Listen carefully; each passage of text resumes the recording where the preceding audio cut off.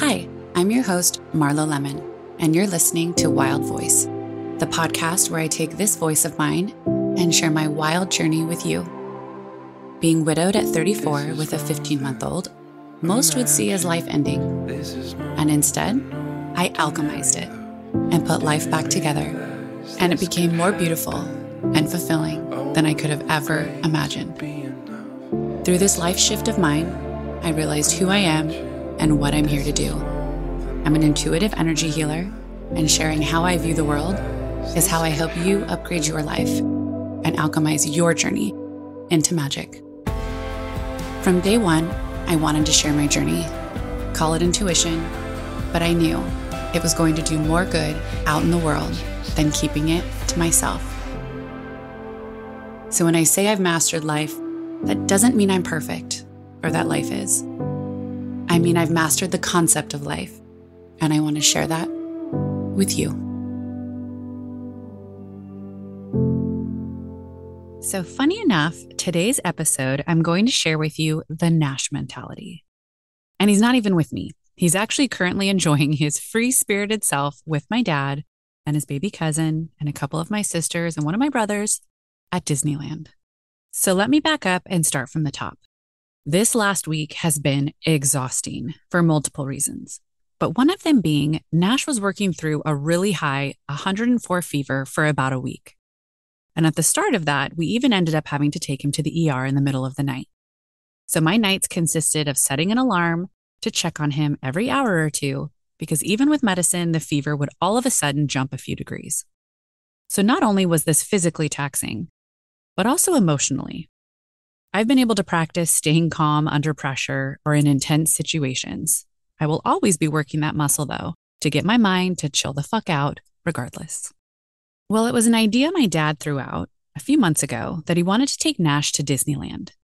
It was planned for this week, but was a TBD situation since we weren't sure what this nasty fever had in mind. Well, magically, on day 6, Nash started to feel better. And Disneyland was 4 days away. So with my eagle eye mom hover extravaganza to make sure I was seeing what I needed to see to make the call for him to go, we decided that Disneyland was a go. Disneyland has a special place in our heart.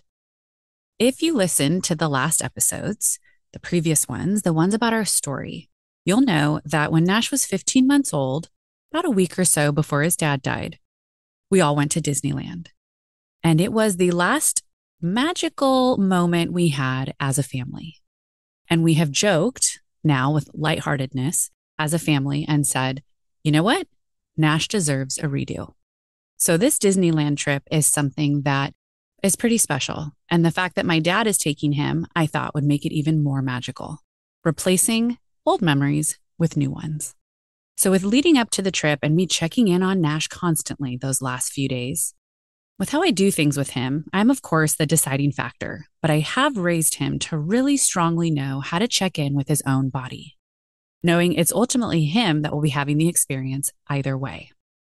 He's getting to an age I want him to really be able to practice trusting himself in a playground that has very corralled consequences. So after the weekend, it came up on Monday, and he was heading back to school. So I would ask him multiple times a day leading up to that, how does your body feel? Are you feeling better? I even continued to ask him once he got home that first day after school. And he proceeded to ask me, Mom, why do you keep asking me that? You literally just asked me that a few minutes ago. I looked at him and laughed. I had caught myself in this obsession cycle of checking on him, like I wasn't trusting his answer, or I thought it would change on a dime and I would need to be prepared. He put me in check, and I told him through laughing, you're right, I do keep asking you.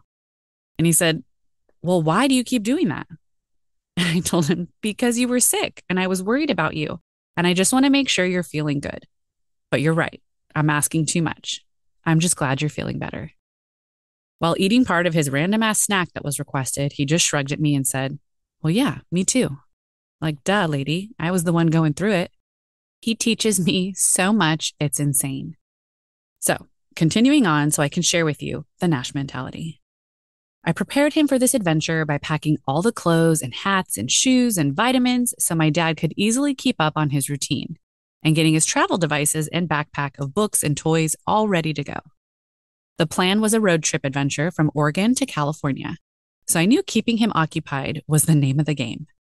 Side note, Nash has been a road warrior with me since he was about 2 years old. We've gone on many long road trips, and he is the best traveler. Besides the moments we drink too much water or the unforeseen number twos that call our name even though we just stopped to pee. But I can't really blame him for that because I think even adults have that problem. So as we were getting ready to leave the house the other day to drive to my parents', we got all loaded up. And to help him with responsibility and keeping track of his things, I said, "You were in charge of grabbing your backpack." But she looked at me and said, "Okay." Well, in the hustle to get out the door and the extra time we had to kill, when I finished getting ready, the boyfriend and I were in the kitchen talking, and Nash went outside to keep himself busy. I saw him walk back in with gardening gloves on, and I was like, what are you doing?" He told me he was just killing time outside, waiting, and he was pulling weeds and watering. But he had to come in and change his shirt because he came in because the hose got stuck behind him and got him all wet. I was most impressed that he kept himself occupied and at the same time chose a task that not only is a great life skill, but was helpful too. I have so enjoyed him in life, and this age he is at is quite special. His personality and maturity combined keeps things interesting and keeps life very fulfilling. Well, we were finally ready to go after he had changed and to get on our drive to head to my parents'. This drive we were very used to, so the 2 hours went by quick. Then the whirlwind of loading their little travel bus they were taking. My family, since COVID, is really into just driving places instead of flying. So they have a bus they use when they drive. And Nash was giddy for the trip. He was excited to see my parents and run around their property and, like usual, antagonize my younger brother, CJ. They act more like brothers than they do uncle and nephew. So as I was reorganizing and getting the road trip snacks put away, I asked Nash to grab his backpack from the car. Then, as the words left my lips, I realized I hadn't seen it, nor do I remember reminding him to grab it. Oh, fuck. I looked at him and said, "Where is it?" Which I knew the answer to already. He looked at me and said, "I don't know." And I was like, Nash, you forgot to grab it, didn't you? I very rarely get upset with him on human things. Things to me that aren't really a big deal. That's what I consider human things, like forgetting something. It's not the end of the world. I'm more of the, you'll get a reaction from me if you talk down to yourself or you are demanding with something you need done for you. So this was rare, but I could feel I was caught in the limbo of this being a teachable moment and letting it go. I also spent quite a bit of time preparing that backpack and getting the devices charged, et cetera, et cetera, et cetera. I also was on a week of weird sleep. I proceeded to try to hit my point home by telling him he would now be on a 15-hour road trip with no devices and would just have to look out the window. He gave me that teenager look, rolled his eyes, then said, "Fine." Then before too much time went by, I started problem solving as he was walking away from me. My dad bought a Nintendo Switch when Nash got one for his birthday, so they could play together when he came to visit, which you can guess very quickly just turned into a backup device when Nash's battery would die on his. When I would catch this happening, I would intervene and give all my mom reasons on why that was ridiculous, and to teach him how to learn how to charge his stuff. My parents also had an iPad for Nash that has been a lifesaver for years, as some parents know. So quickly, as he started to storm off, I thought, well, I'll teach him a lesson of how much effort goes into preparing these devices. Because first, we had to go on the scavenger hunt to find them, and second, they most likely were not charged, which meant we also needed to find chargers and headphones. Can you see why I was losing my mind? Well, when I was about to fill Nash in on my idea, he turns around and with an aha look on his face, he goes, "It'll be fine, Mom. Pop-Pop has extras." Ugh! I was so frustrated. He was so nonchalant. I wanted him to learn a lesson of responsibility, and here he was being resourceful. But I kept saying, well, that's not always going to be the case. And he looked at me and said, well, why not? Stumping me again, where I normally have a spiritually evolved answer for everything, I just told him, just follow me. We have to get all of this stuff organized now. As we went through the house, finding things slowly but surely, Nash was bored of the task, which I kept trying to hit home that this is the why on why we remember our things. Then we went looking for a charger, 2 different ones to be exact, and I got more eye rolls. And I would lose him to getting distracted outside or looking for my dad to ask him for help to find stuff.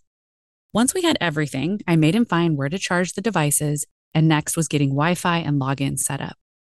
Nash kept asking, can I just go back to what I was doing?